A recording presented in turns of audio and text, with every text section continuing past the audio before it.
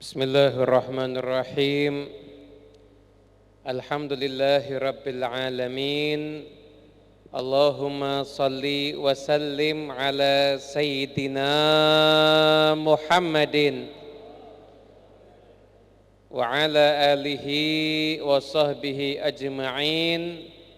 Wasilatinal uzma ilaik fi istijabati ma da'auna wa tahqiqi ma rajawna wa ghafri ma janaina wa ala alihi wa sahbihi wa man walah. Assalamu alaikum warahmatullahi wabarakatuh. Yang saya hormati, yang saya muliakan Al-Habib Uwais Al-Haddar, Al-Habib Mustafa Al-Haddar, Al-Habib Muhammad Iqbal, Al-Habib Muhsin Pak Harun, dan segenap para habaib yang lainnya, Bapak Sentot dan semua para kiai, para asatid, para sesepuh. Mudah-mudahan kita semuanya diberkahi oleh Allah Subhanahu wa taala, diberikan kepada kita semuanya keberkahan zahir dan batin, amin Allahumma amin. Udah ngantuk apa belum? Yang jawab belum cuma satu ternyata. Shallu ala Nabi Muhammad. Semoga yang selawatnya keras saya doain utangnya lunas. Baru kompak ini Beb. Loh, tadi masih ngantuk-ngantuk. Bab utang baru melek semuanya ternyata. Hadirin yang dimuliakan Allah Subhanahu wa taala, saya beberapa kali dapat pertanyaan, Habib, saya ini pengen berhenti maksiat tapi nggak bisa-bisa. Saya pengen deket sama Allah, caranya gimana? Saya tuh nggak kepengin kalau saya tuh sampai berbuat maksiat. Jawaban dari pertanyaan itu, ini terutama anak-anak muda dan umumnya juga semua orang. Siapa sih yang nggak kepingin berhenti maksiat? Kepingin kan kita? Tapi kita faktanya kita masih sering berbuat maksiat. Ini kan faktanya masih seperti itu. Kita masih sering berbuat maksiat. Makanya ayo kita semuanya malam hari ini, saya enggak mau jawab, tapi saya akan membacakan nasihat dari seseorang yang disepakati oleh para ulama, beliau adalah kekasih Allah Subhanahu wa taala.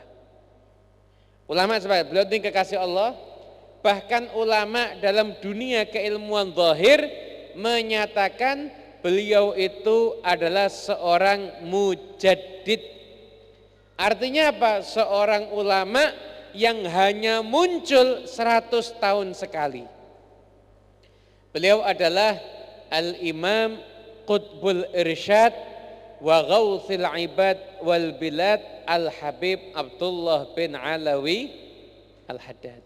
Pernah baca ratib? Pernah? Nah, ini yang ngarang ratib, itu yang ngarang ratib, itu disepakati sama ulama. Ini bukan cuma wali, beliau itu pimpinannya para wali.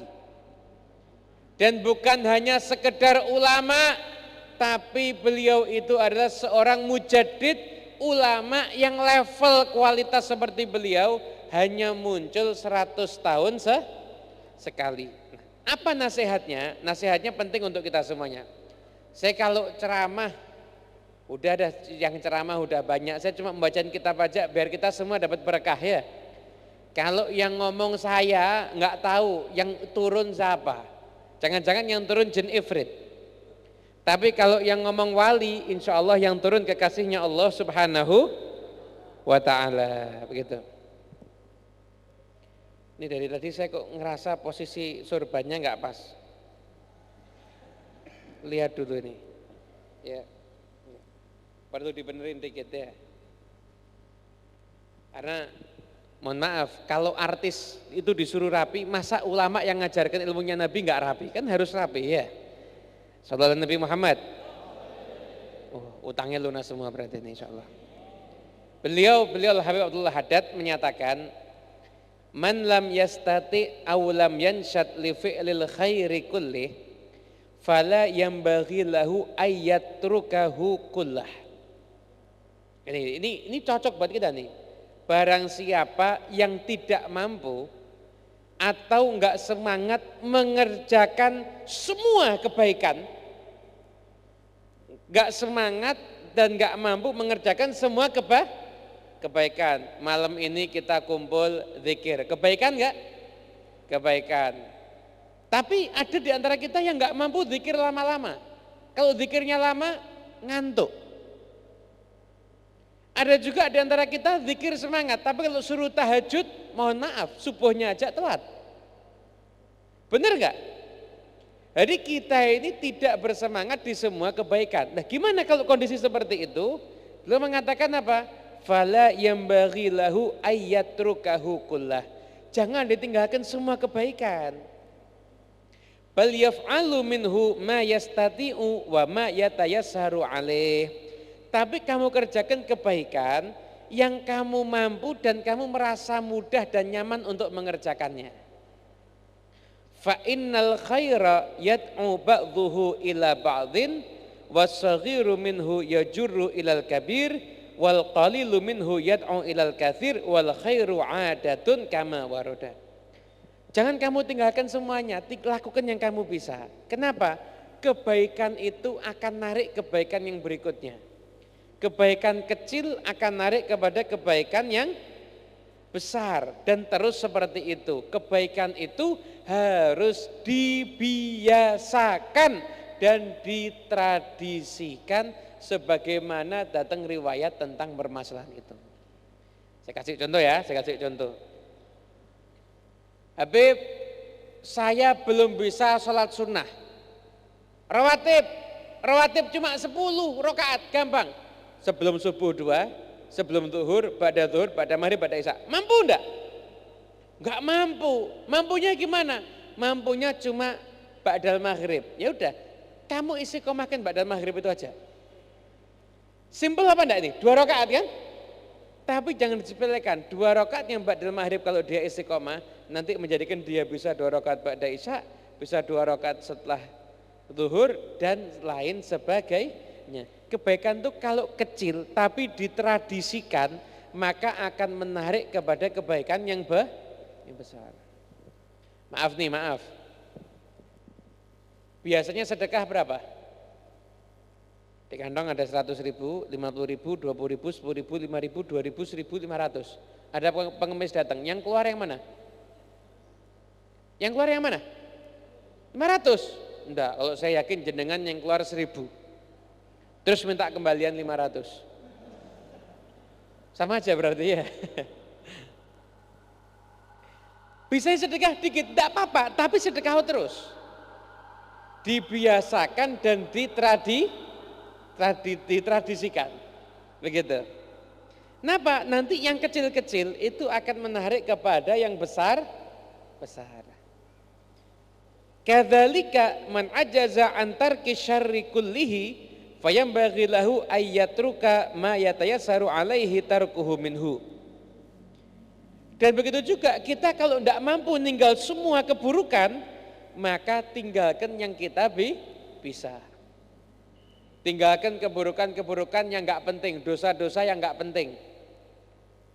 Apa dosa yang enggak penting? Pertama, ngomongin orang. Itu dosa yang paling enggak penting.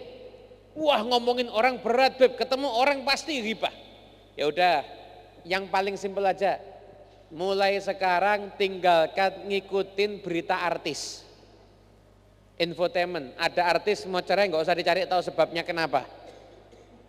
Artis mau cerai, orang Banyuwangi sibuk lihat Google. Kenapa fulan dan fulanah bercerai? Muncul 10 berita, dibaca semuanya. Coba baca Quran, udah jadi wali dia. Yang dibaca beritanya artis cerai lagi. Mulai sekarang tinggalkan ngurusin urusannya orang. Urusan kita ini banyak apa dikit sih? Banyak, ngapain kok kita suka ngurusin urusannya orang. Kemudian setelah itu Wa khairun wa syarrun akhaffu wa aisaru min syarrin mahdhin. Wal hasanatu yudhibna sayyiat. Kebaikan dan keburukan, jadi campur STMJ, sholat terus maksiat jalan. Sholat terus maksiat jalan itu masih lebih bagus daripada murni cuma maksiat. Murni hanya bermaksiat. Wal hasanatu yudhibna sayyiat. Amal-amal bagus itu bisa menghapuskan amal buruk. Sebagaimana dalam hadis, wa atbi'is sayyi'atal hasanata tamhuha. Kalau kamu berbuat keburukan, maka lanjut bayar dengan amal soleh, nanti dihapuskan.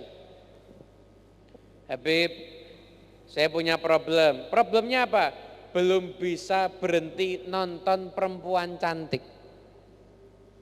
Jadi kalau sudah ada waktu lenggang, tiba-tiba lihat Instagram, lihat YouTube, Masya Allah gambarnya perempuan-perempuan yang kekurangan bahan pakaiannya. Belum bisa ninggalkan, gimana? Ya udah, kamu bisa tinggalkan, kamu harus niat, tinggalkan. Kemudian kamu niatin dalam hati, kalau sampai saya melakukan itu, saya mau iktikaf di Masjid Baitur Rahman baca 5 juz. Yakin mau ngelakoni mikir itu insya Allah. Benar apa enggak? Wa adbi'is sayyi'atal hasanata tamhuha. Sampai kepleset buat berbuat begitu, langsung masuk Masjid Baitur Rahman ngaji 5 juz. Ngaji 5 juz, kenapa? Menghapuskan dosa. Nah. Kemudian dalam hadis yang lain, idza amilta sayyi'atan fa'mal ba'daha hasanatan tukaffirha as-sirru bis-sirri wal alaniyatu bil alaniyati au kama warada.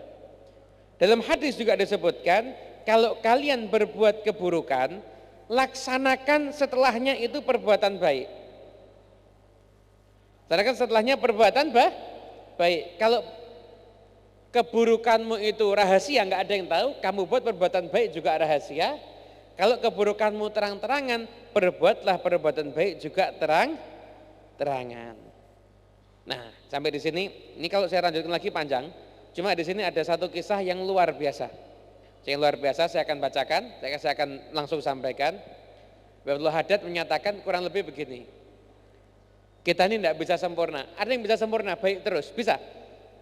Tidak bisa. Jadi kita ini tipenya masih STMJ, sholat terus maksiat jalan. Tapi jangan meninggalkan semua pintu kebaikan.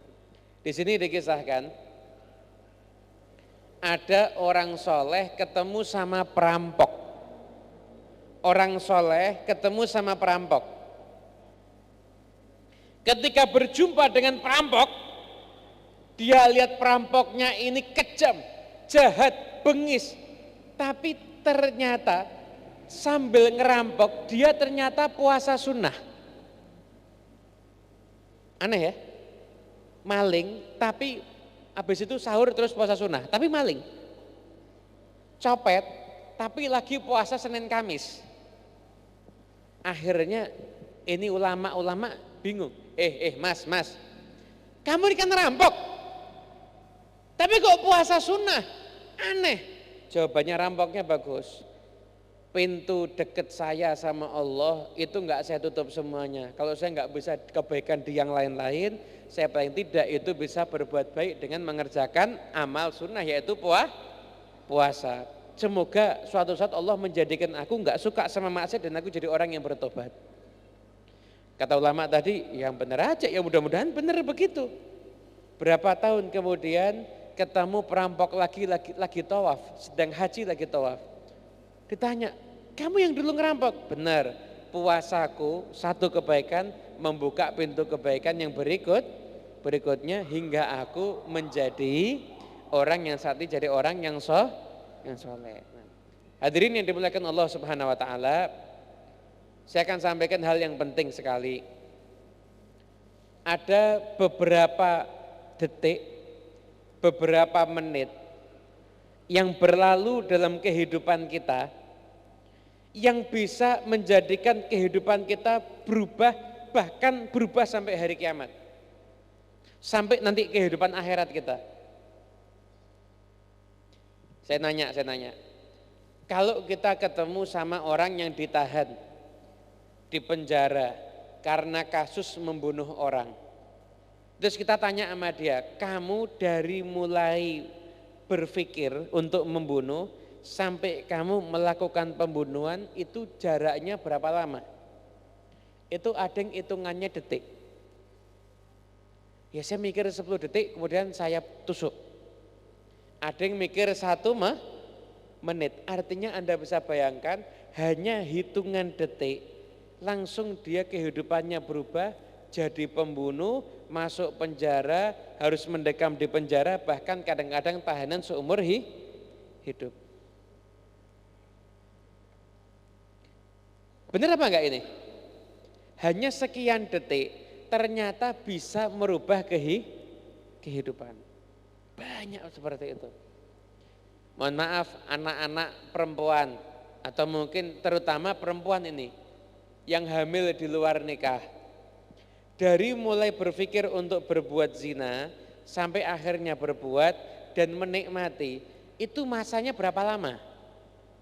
Mentok itu setengah jam. Tapi setelah itu dia hamil 9 bulan menanggung malu. Melahirkan anak dengan menanggung malu. Dan ketika nanti anaknya tahu dia itu dari hasil perbuatan yang haram, anaknya akan merasa marah sama orang tuanya. Dan orang tua itu seumur hidup dia akan merasa gelisah. Kenapa? Karena dia merasa menyakiti anaknya. Orang itu kalau disakiti bisa melupakan. Tapi kalau dia itu merasa menyakiti, kadang-kadang dia nggak bisa melupakan. Orang yang keluarganya mati karena ditabrak, mungkin bisa lupa. Tapi orang nggak sengaja nabrak orang sampai mati, dia mungkin nggak akan pernah lupa. Betul apa enggak?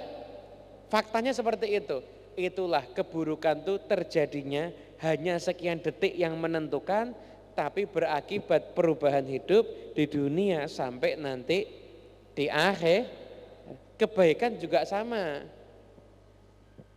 Ada kebaikan tuh yang nilai menitnya kecil, tapi ternyata pengaruhnya luar biasa. Contoh, kita sama Allah dikasih waktu 1 hari berapa jam? 24 jam. Kita sama Allah dikasih waktu 1 hari 24 jam. Kemudian waktu untuk sholat total berapa jam? Berapa jam? Sekali sholat berapa menit sih? Total 5 menit ya? 5 menit, 5 kali 5 berapa? 25, saya genepin setengah jam. Setengah jam, kurang lebih setengah jam pengen. Setengah jam kita diminta untuk sholat, 23,5 jam, hampir-hampir enggak ada kewajiban yang sepenting sholat. Subhanallah Bapak Ibu yang dimuliakan Allah, berkahnya hidup kita 24 jam tergantung yang setengah jam. Yang setengah jam ini beres, hidup kita beres. Yang setengah jam ini berantakan, maaf, hidupnya ya wallahu a'lam. Saya enggak mau ngomong berantakan, enggak tega saya. Tapi setengah jam aja ini beres, hidup Anda beres loh ini. Hidup kita beres karena setengah jam ini tadi. Masya Allah. Ya tapi sholatnya yang benar. Sholat yang benar nih, setengah jam aja, sehari setengah jam, jaga beneran. Beres insya Allah. Semuanya akan diberikan dapat berkah dari Allah Subhanahu wa ta'ala. Itu sholat kita, itu sholat kita. Makanya benerin sholat. Kita masih punya dosa banyak, sholatnya terusin. Nanti sholat kita tanha anil fahsya'i wal munkar. Sholatnya terusin. Habib, saya masih suka nongkrong di kafe, silahkan. Tapi malam Jumat datang pengajian hajat Baitur Rahman. Siapa tahu gara-gara pengajian hajat besok nggak suka nongkrong di kafe, nongkrongnya iktikaf di masjid. Benar apa enggak? Makanya jangan pernah menutup pintu kebaikan. Laksanakan kebaikan. Nanti insya Allah kita semuanya akan sama Allah dimudahkan, digerakkan, dilangkahkan untuk mengerjakan kebaikan-kebaikan yang berikutnya. Nah, dikatakan dalam satu hadis, inna lillahi fi ayyami dahrikum nafahat ala fata'arradu laha. Sesungguhnya di dalam hari-hari dalam kehidupan kita itu ada nafahat, anugerah-anugerah Allah yang khusus. Apa perintahnya Nabi? Fata'arradu laha, kamu hadang anugerah Allah tersebut. Kenapa? Dalam riwayat hadis katakan barang siapa yang mendapatkan rahmat itu la yashqa ba'daha abada, tidak akan celaka selama-lamanya. Bayangin coba. Gimana ngadang rahmat Allah malam Jumat nih, saatnya turun rahmat Allah. Malam Jumat disuruhnya kita ngapain? Sunahnya apa? Baca sholawat sama Nabi. Kemudian baca surat Al-Kahfi. Orang kalau membaca surat Al-Kahfi 10 ayat pertama dah paling enggak kita baca, insya Allah selamat daripada fitnahnya Dajjal. Ini sudah akhir zaman, Dajjal bentar lagi mungkin muncul. Ini sudah fitnah akhir zaman. Mungkin bentar lagi Dajjal muncul. Wallahu a'lam. Makanya bentengnya kita adalah kita membaca 10 ayat pertama surat Al-Kahfi. Saya di Solo sedang ngajak teman-teman. Sekarang yang keren bukan cuma yasinan, kahfian. Kenapa? Sudah mendekati akhir zaman. Baca surat Al-Kahfi, baca sholawat kepada Nabi. Kenapa? Siapa tahu lisan kita membaca sholawat, saat itu turun rahmat dari Allah Subhanahu wa ta'ala. Akhirnya kita semua jadi orang yang berubah, bahkan menjadi orang yang semakin baik. Amin Allahumma amin. Dulu Pak Bu semuanya yang dimuliakan Allah Subhanahu wa ta'ala, dikisahkan ada seseorang yang orang ini rentenir kerja halal apa haram? Haram, soalnya makan riba. Namanya apa? Bang pelecit apa bang didil namanya? Hah? Bang apa namanya? Bang didil ya? Pokoknya nganakkan duit. Ada rentenir waktu itu dikisahkan, ada satu orang ulama namanya Habib Hasan bin Soleh Al-Bahar. Punya murid alim ahli fikih. 3 hari enggak muncul, ditanya kamu dari mana? Iya Beb, aneh Beb. Ada rentenir itu Beb, tiba-tiba datang sama saya tobat dan kepingin hartanya dipisah, mana halal mana haram. Mana halal mana haram, pengen hartanya dipisah. Ada saya hitung pakai ilmu fikih, ini yang haram, ini yang halal, ini balikin ke orangnya, ini balikin saya atur semuanya. 3 hari baru selesai, karena profesinya rentenir udah tahunan. Selesai 3 hari semua uangnya itu beres, selesainya waktu zuhur, dia sholat asar, selesai sholat asar, salam langsung meninggal dunia. Kata gurunya, saya sudah yakin kalau dia bakal husnul khotimah. Loh, kok bisa? Iya, dia pernah datang satu majelis, ketika itu dia khusyuk, turun rahmatnya Allah, dan saya dibukakan sama Allah Subhanahu wa ta'ala, saya bisa lihat rahmat Allah yang turun kepada dirinya. Mulai hari itu saya yakin dia akan meninggal dalam keadaan husnul khatimah. Kita enggak tahu, siapa tahu hadirnya kita di malam hari ini menyebabkan kita nanti malam bisa mimpi jumpa dengan Nabi Muhammad. Kita enggak tahu datangnya kita di malam hari ini menyebabkan kita, anak-anak kita jadi anak-anak yang soleh insya Allah. Kita enggak tahu datangnya kita di malam hari ini ikut sholat hajat, siapa tahu pulang dari sini dibukakan pintu rezeki untuk kita semuanya. Langsung tiap tahun bisa umroh. Enggak ada yang ngamin, aminnya enggak semangat ternyata. Tiap tahun bisa umroh. Milih umroh apa milih utangnya lunas? Salah satu, enggak bisa dua-dua. Begitu. Hadirin yang dimuliakan Allah Subhanahu wa taala. Jadi begitu. Jadi kita enggak tahu saat-saat istimewa ini turunnya kapan. Makanya setiap saat harus kita sambut dengan Kan utamanya kapan? Malam Jumat. Jumat ba'da subuh, Jumat ketika khatib duduk di antara dua khutbah, dan Jumat sore.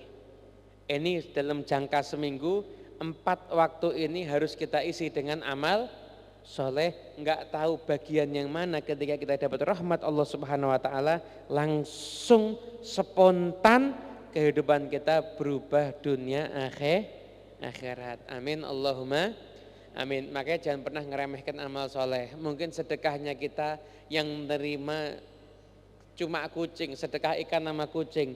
Tapi kalau itu diterima sama Allah Subhanahu Wa Taala, kehidupan kita bisa berubah dunia akhirat. Amin Allahumma amin. Pengen nggak kehidupannya berubah? Pengen. Pengen nggak hidupnya senang? Pengen nggak hidupnya berkah? Pengen. Nah, terakhir saya kasih ijazah amalan ya. Saya pernah membaca satu hadis, ada diriwayatkan oleh Imam Al-Hafidz As-Sakhawi dan Ibn Hajar dalam kitabnya Ad-Durrul Mandud. Yaitu Nabi Muhammad SAW bersabda, barang siapa yang setelah subuh dan maghrib membaca sholawat kepadaku 100 kali sebelum dia bicara, maka Allah akan mengabulkan 100 hajatnya. Yang 30 disegerakan di dunia, yang 70 disimpan buat di akhirat. Wah, sahabat nanya, ya Rasulullah cara sholawatnya gimana? Gampang, baca ayatnya. Innallaha wa malaikatahu yusholluna 'alan nabi ya ayyuhalladzina amanu shollu 'alaihi wa sallimu 5. Kemudian baca Allahumma sholli ala Muhammad 100 kali. Saya nyampaikan itu, ternyata di YouTube dipotong orang, viral. Di YouTube dipotong orang, viral. Banyak yang nonton, tiba-tiba banyak yang masuk WhatsApp. Habib terima kasih, saya punya hutang gak lunas-lunas, saya ngamalkan sholawat langsung lunas. Bener, Habib ada lagi ustadz dikeluarkan dari pondok, dia bingung, santrinya ikut dia semuanya. Tinggal di rumah kontrakan kecil, hidupnya pas-pasan. Lihat video itu ngamalkan 4 hari, langsung datang orang ngasih tanah 4.000 meter, dibangunkan pondok sak rumahnya sekalian. Sak rumahnya sekalian dibangunkan. Bukan karena saya, ini karena sholawat kepada Nabi Muhammad SAW. Yang lebih top juga ada amalan sholawat ini. Tadi itu kan hajat kabul kan. Ini ada lagi amalan sholawat, kalau jenengan baca sholawat ini, insya Allah besok nggak usah kerja, berasnya datang sendiri. Mau enggak?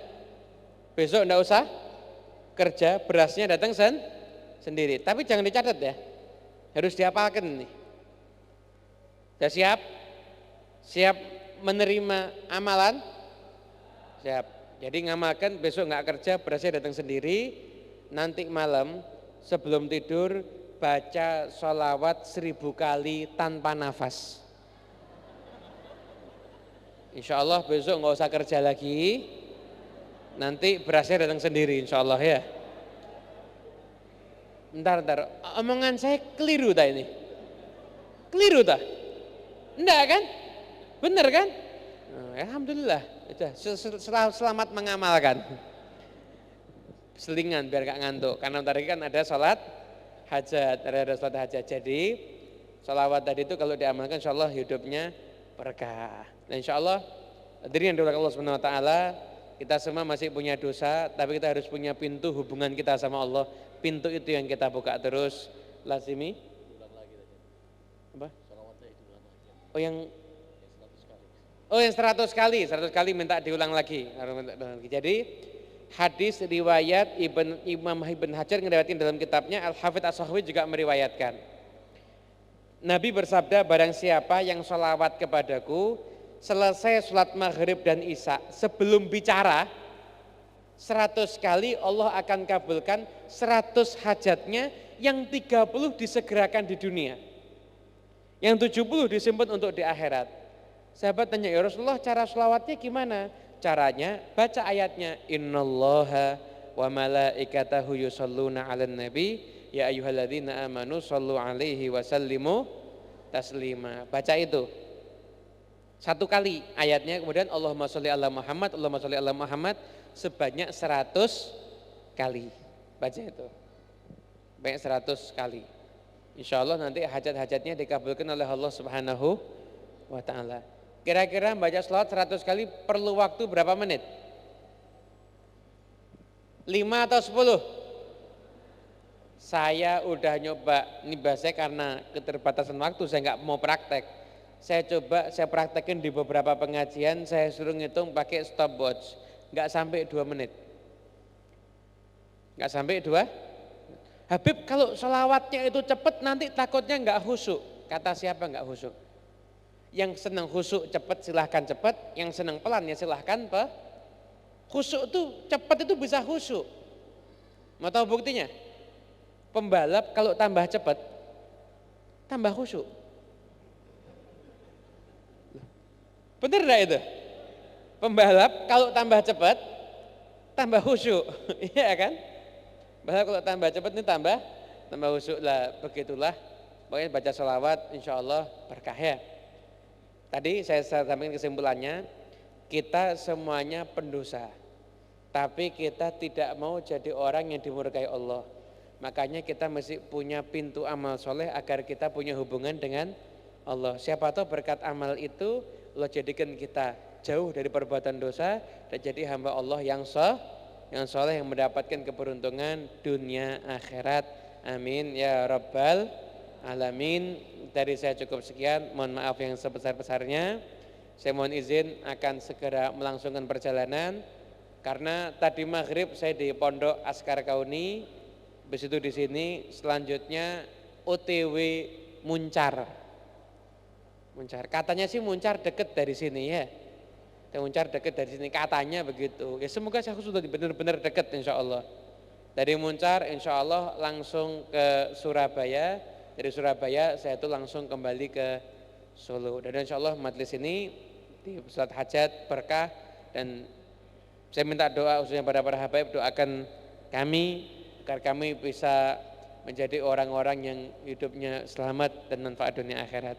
Semoga berberkah dan manfaat. Wa'alafu minkum wallahu muwaffiq ila aqwamit thoriq. Wassalamualaikum warahmatullahi wabarakatuh.